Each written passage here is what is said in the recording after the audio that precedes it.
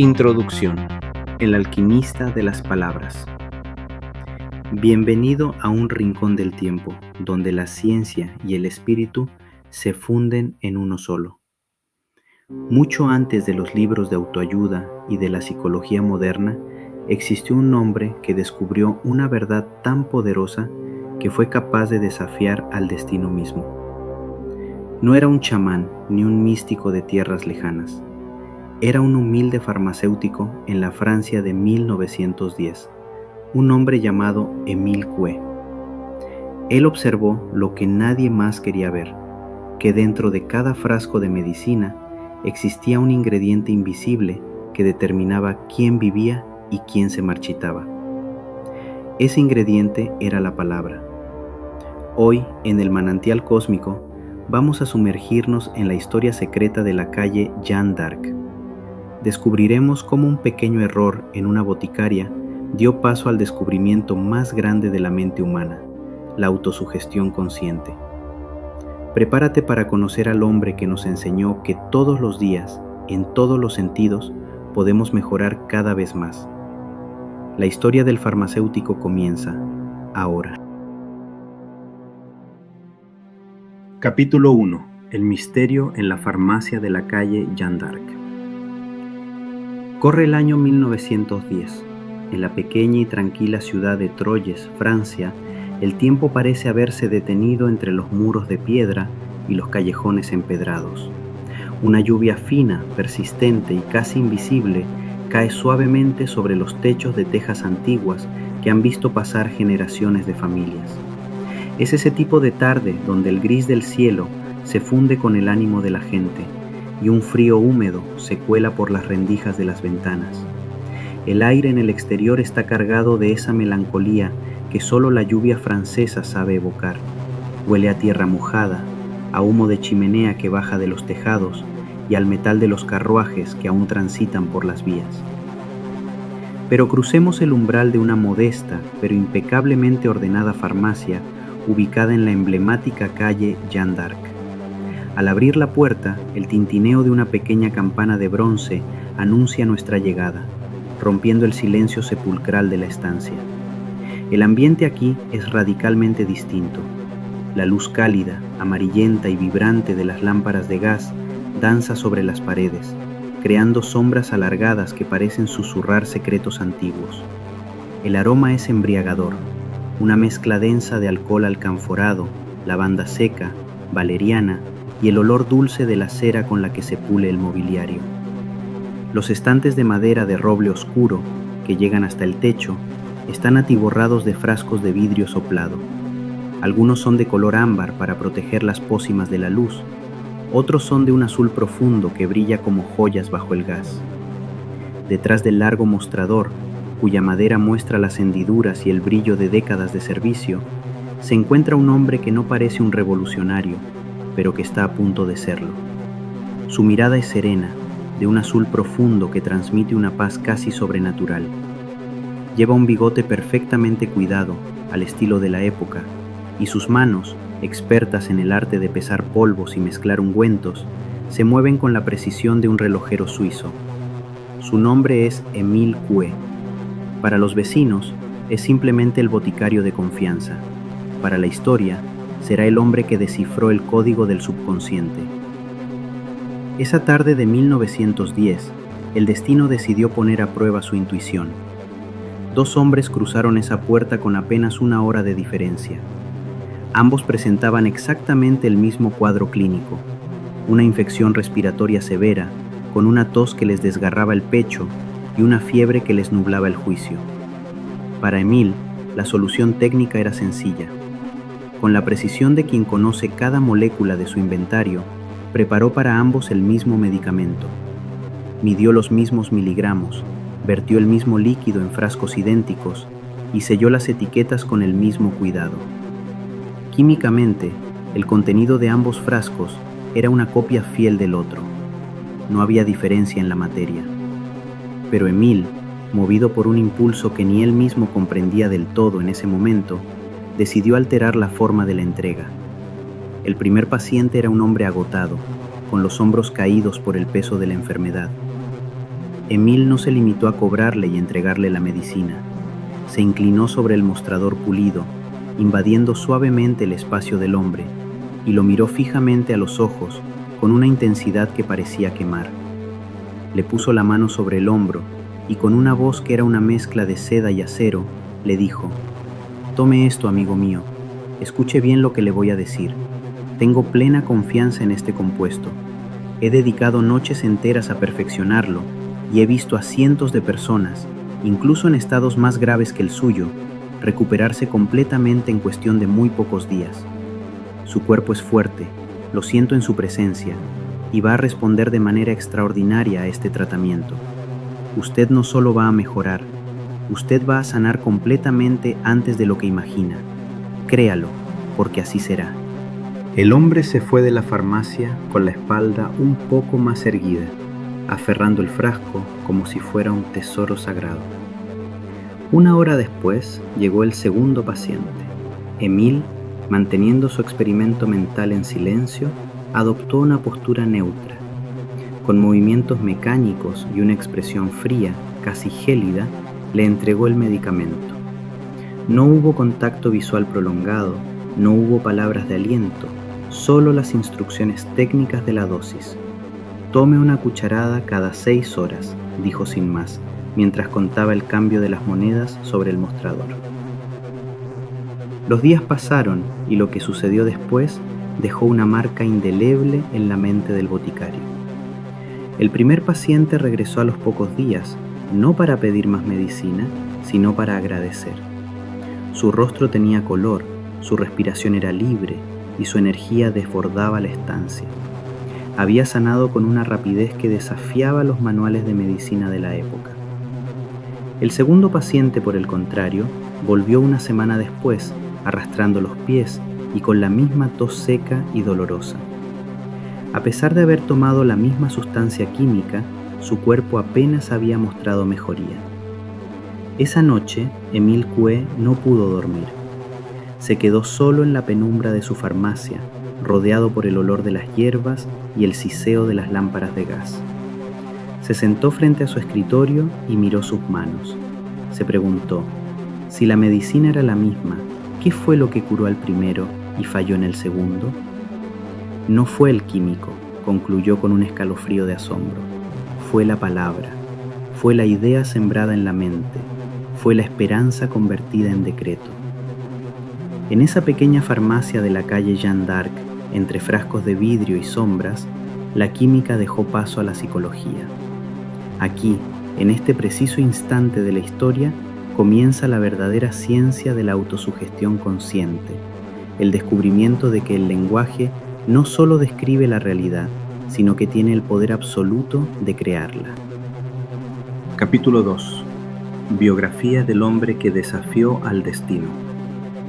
Para comprender la magnitud de la revolución que Emil Coué estaba por desatar, debemos viajar un poco más atrás en el tiempo y sumergirnos en la esencia del hombre antes del mito. Emil no nació en un lecho de facilidades ni rodeado de maestros de lo oculto. Nació en una Francia decimonónica donde la rigidez del pensamiento científico y la resignación religiosa dictaban las reglas del juego. En aquel entonces se aceptaba con una sumisión casi medieval que el destino de un hombre estaba escrito en la sangre de sus ancestros y en la precariedad de su salud. Si nacías débil, morirías débil. Si la melancolía era tu herencia, la tristeza sería tu única compañera. Pero Coué, desde sus primeros años en los campos de la Champaña, poseía una chispa de rebeldía silenciosa, una inquietud profunda que le impedía aceptar que el ser humano fuera simplemente una hoja movida por el viento del azar. Su juventud estuvo marcada por un hambre voraz de conocimiento. Mientras otros jóvenes buscaban distracciones efímeras, Emil se sumergía en los libros de química y botánica, fascinado por cómo los elementos de la tierra podían alterar la fisiología humana. Estudió farmacia con una pasión que rozaba la obsesión, pasando noches enteras a la luz de una vela, analizando compuestos, destilando esencias y memorizando las reacciones de cada alcaloide. Se convirtió en un maestro de la materia, en un experto en lo que se podía tocar, pesar y medir. Sin embargo, Su verdadera y más profunda educación no ocurrió en las aulas de la universidad ni en los manuales de farmacopea, sino detrás del mostrador de su propia botica, observando el desfile incesante de la fragilidad humana día tras día, año tras año. Fue en la cotidianidad de su oficio donde Coué se convirtió en un observador de almas. Veía entrar a madres desesperadas, a ancianos encorvados por el dolor y a jóvenes con la mirada perdida por la ansiedad. Con el tiempo, su mente analítica empezó a registrar un patrón que la medicina oficial ignoraba por completo. Notó que la recuperación de un paciente no dependía exclusivamente de la pureza de la quinina o de la exactitud del jarabe. Había algo más, un factor invisible, una variable X, que hacía que algunos cuerpos se regeneraran con una velocidad asombrosa, mientras otros, recibiendo el mismo tratamiento, se marchitaban lentamente en la apatía. Observó que aquellos que llegaban con una chispa de esperanza en los ojos, aquellos que creían ciegamente en su boticario o en su propia fuerza, sanaban casi por arte de magia. En ese momento, Émile comprendió que la farmacia era solo el escenario, pero el drama real se libraba en el teatro de la mente. Esta revelación sacudió los cimientos de su mundo. Coué entendió que el subconsciente humano no es una entidad lógica ni racional que responde a debates intelectuales. Comprendió que el subconsciente es, en esencia, como un niño pequeño, una entidad poderosa pero maleable, que no entiende de razones complejas, sino de imágenes vívidas, de emociones intensas y, sobre todo, de la repetición rítmica. Si a ese niño interno se le repite constantemente, a través de la queja o el miedo, que el cuerpo está enfermo, que el mundo es peligroso o que el éxito es imposible, el subconsciente acepta esas ideas como órdenes directas. El cuerpo entonces no hace más que obedecer la orden del amo interno, manifestando la debilidad que se le ha ordenado sentir. Esta verdad, tan simple y a la vez tan aterradora, fue el combustible que cambió su vida para siempre. Decidió entonces que ya no podía ser simplemente un despachador de medicinas, un mero comerciante de sustancias químicas. Se transformó en un explorador de la psique humana, un cartógrafo de los pensamientos. Comenzó a experimentar con una valentía que pocos científicos de su época se atreverían a mostrar. Cambió su forma de hablar, refinó su tono de voz, aprendió a sembrar sugerencias positivas en las conversaciones más triviales y empezó a registrar cada resultado en cuadernos que hoy serían tesoros de la psicología. No buscaba la fama, ni el dinero, ni el reconocimiento de las academias parisienses. Émile buscaba la verdad, una herramienta que pudiera entregarle a cualquier persona para que dejara de ser esclava de su biología y se convirtiera en dueña de su destino. Así, paso a paso, en la quietud de su laboratorio y en la humildad de su servicio, Émile Coué se fue convirtiendo en el alquimista moderno que todos necesitamos. No buscaba transmutar el plomo en oro, sino transmutar el miedo en fe y la enfermedad en vitalidad. Había descubierto uno de los mayores poderes del ser humano, la capacidad técnica y espiritual de reprogramar su propia realidad a través de la palabra dirigida. El hombre que desafió al destino estaba listo para entregarle al mundo la llave de su propio manantial interior, enseñándonos que la curación no siempre viene de afuera, sino de la forma en que decidimos hablarnos a nosotros mismos en la intimidad del silencio. Capítulo 3. La ciencia de la autosugestión consciente. Para comprender verdaderamente por qué las palabras tienen el poder de alterar la materia y la biología, debemos adentrarnos en el corazón de la gran ley universal que Émile Coué logró decodificar tras años de observación silenciosa, la ley de la autosugestión consciente. Coué llegó a una conclusión que, en su momento, fue considerada una herejía para la medicina tradicional, pero que hoy resuena con las verdades más profundas de la neurociencia moderna. Cuando la voluntad y la imaginación entran en un conflicto directo, la imaginación siempre, sin excepción, sale victoriosa. Esta premisa no es solo una teoría abstracta, es el mecanismo invisible que gobierna cada uno de nuestros éxitos y cada uno de nuestros fracasos. Para ilustrar este concepto de una manera que la mente lógica pueda asimilar, Kue utilizaba una metáfora tan simple como reveladora. Imagina una tabla de madera, sólida y ancha, colocada directamente sobre el suelo. Si te pido que camines sobre ella de un extremo a otro, lo harás con una facilidad absoluta. Tu voluntad ordena el movimiento y tu cuerpo obedece sin dudar, porque tu imaginación no ve ningún peligro. Pero, ¿qué sucede si elevamos esa misma tabla y la colocamos a 50 metros de altura, tendida entre dos edificios? Tu voluntad seguirá siendo la misma, querrás cruzar. Sin embargo, en ese instante, tu imaginación se dispara con una fuerza eléctrica, creando imágenes vívidas de una caída fatal, de la pérdida del equilibrio y del vacío bajo tus pies. A pesar de que la tabla es la misma y tu capacidad física no ha cambiado, tu imaginación de caerse vence por completo a tu voluntad de caminar. El cuerpo se paraliza, el sudor frío aparece y los músculos se bloquean. Tu mente imaginativa ha dictado una sentencia de peligro y tu biología no tiene más remedio que ejecutarla. Este fenómeno es el que Kue identificó en el lecho de los enfermos y en la vida de los desdichados. Es el drama humano en su estado más puro. Queremos sanar con todas nuestras fuerzas, pero nuestra imaginación está saturada de imágenes de dolor y deterioro.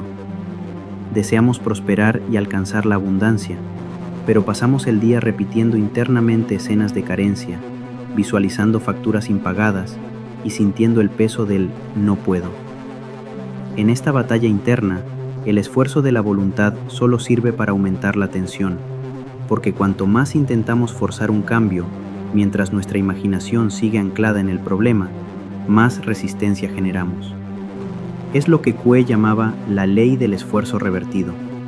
Cuando intentas forzar al subconsciente mediante la voluntad pura, terminas obteniendo exactamente lo contrario de lo que deseas. El secreto, según el sabio de Troyes, reside en entender que el subconsciente es una entidad que no razona ni cuestiona la veracidad de las órdenes que recibe. Funciona exactamente como un niño pequeño o como un suelo fértil que hace brotar cualquier semilla que se le entregue. El subconsciente no sabe si lo que imaginas es real o ficticio, solo reacciona ante la intensidad de la imagen y la persistencia de la emoción. Por lo tanto, la autosugestión consciente no es otra cosa que el arte técnico de tomar el control de esa imaginación desbocada y empezar a nutrirla con imágenes y palabras que estén alineadas con nuestra salud, nuestra paz y nuestra prosperidad. Es dejar de ser víctimas de las sugerencias externas para convertirnos en los directores de nuestra propia película interna. Kue descubrió que para que esta siembra de nuevas ideas fuera efectiva, no debía haber lucha. Por esta razón, insistía en que la práctica de las afirmaciones debía realizarse en un estado de relajación profunda, donde la guardia de la mente crítica estuviera baja. Los momentos sagrados son justo al despertar, cuando el velo entre el sueño y la vigilia es delgado, y justo antes de entregarse al descanso nocturno. En esa quietud, el subconsciente es más receptivo, permitiendo que las nuevas sugerencias se filtren hacia las profundidades del ser sin la interferencia del ego o la duda. Es en ese estado de paz donde empezamos a susurrarle a nuestra alma una nueva verdad, una que no admite réplica porque nace de la calma y no del conflicto. Esta ley fundamental explica por qué las prácticas que realizamos en el manantial cósmico tienen un impacto tan profundo cuando se aplican con la técnica correcta. No estamos simplemente repitiendo palabras al viento, estamos utilizando el mismo mecanismo biológico y psicológico que antes trabajaba en nuestra contra para, por fin, dirigirlo conscientemente hacia la creación de la vida que merecemos. Estamos aprendiendo a domesticar a la fiera de la imaginación para convertirla en el motor de nuestra transformación, entendiendo que si podemos cambiar la imagen mental, el cuerpo y la realidad, no tendrán más remedio que seguir el nuevo patrón. Capítulo 4. La frase que cambió el mundo. Tras años de observar los misterios de la curación y de comprender la lucha titánica entre la voluntad y la imaginación, Émile Kue llegó a una conclusión que simplificaría la psicología para siempre. Él no buscaba crear un sistema elitista ni rituales crípticos que solo unos pocos pudieran descifrar. Su objetivo era la democratización del bienestar. Quería algo tan potente que pudiera transformar una vida, pero tan sencillo que cualquier persona, desde un niño hasta un anciano fatigado, pudiera practicarlo sin esfuerzo en la soledad de su habitación. Comprendió que para que el subconsciente aceptara una nueva orden sin resistencia, la instrucción debía ser rítmica, fácil de recordar y, sobre todo, carente de cualquier tensión. Así fue como, tras un proceso de refinamiento casi alquímico, destiló toda su sabiduría en una sola frase que se convertiría en el primer mantra científico de la era moderna. En el silencio de su estudio en Troyes, compuso las palabras que pronto darían la vuelta al mundo. Tous les jours, à tout point de vue, je vais de mieux en mieux. Al traducirlas a nuestro idioma, nos encontramos con una estructura perfecta. Todos los días, en todos los sentidos, estoy mejorando cada vez más. A simple vista podría parecer una frase común, pero su arquitectura es brillante. Al decir en todos los sentidos, Coué evitaba que la mente consciente se enfocara en un problema específico, lo cual suele generar ansiedad o duda. Si alguien decía, mi brazo está sanando, la mente lógica podía replicar, pero aún me duele. En cambio, al usar una fórmula general, la sugerencia se filtraba como una marea suave que cubría todas las áreas de la existencia: la salud, las finanzas, las relaciones y la paz mental, sin dar pie a la discusión interna. Coué no solo entregó las palabras, sino también la técnica precisa para grabarlas en el alma. Él insistía en que la repetición no debía ser un acto de fuerza de voluntad, sino un murmullo mecánico y monótono, similar a las letanías o a una canción de cuna. Recomendaba a sus pacientes cerrar los ojos y repetir la frase 20 veces consecutivas, utilizando una cuerda con 20 nudos para llevar la cuenta sin tener que pensar en números. Este ejercicio debía realizarse en el umbral del sueño, al despertar, cuando la mente aún está fresca y libre de las preocupaciones del día, y justo antes de dormir, cuando el subconsciente se prepara para procesar la información durante el descanso. El impacto de esta técnica fue inmediato y devastador para el escepticismo de la época. Lo que comenzó en una pequeña farmacia de la calle Jeanne d'Arc se transformó en un fenómeno global. Miles de personas en Francia, y pronto en toda Europa y América, empezaron a reportar milagros cotidianos. Personas que habían vivido años encadenadas al asma, a la parálisis histérica, a depresiones profundas o a una racha interminable de mala fortuna, descubrieron que su realidad empezaba a malearse bajo el peso de esa sencilla frase, repetida con fe y suavidad. La noticia de El farmacéutico de los milagros corrió como el fuego. Coué fue invitado a las grandes capitales, donde llenaba teatros enteros con personas ansiosas por aprender a reprogramar su destino. Sin embargo, él siempre mantenía la misma humildad. Yo no los curo, decía a las multitudes. Yo solo les enseño a que se curen a sí mismos. Esta frase maestra no era una medicina externa, sino el interruptor que encendía la luz del manantial interior que todos llevamos dentro. Hoy, esa misma frecuencia vibratoria está a tu disposición. No es solo un dato histórico, es una tecnología del espíritu que sigue tan vigente como el primer día en que Émile la susurró en su botica. Capítulo 5. El legado del manantial. Aunque el corazón de Émile Coué dejó de latir en el año 1926 en su hogar de Nancy, su partida no fue un final, sino el nacimiento de una onda expansiva que cruzaría océanos y décadas. El farmacéutico que comenzó observando frascos de vidrio en una calle lluviosa de Francia terminó sembrando las semillas de lo que hoy conocemos como la psicología positiva, la programación neurolingüística y la medicina psicosomática. Su legado nos enseña una verdad que el mundo moderno a menudo intenta ocultar bajo el ruido y la prisa. No somos víctimas pasivas del azar, ni prisioneros perpetuos de nuestra genética o nuestras circunstancias.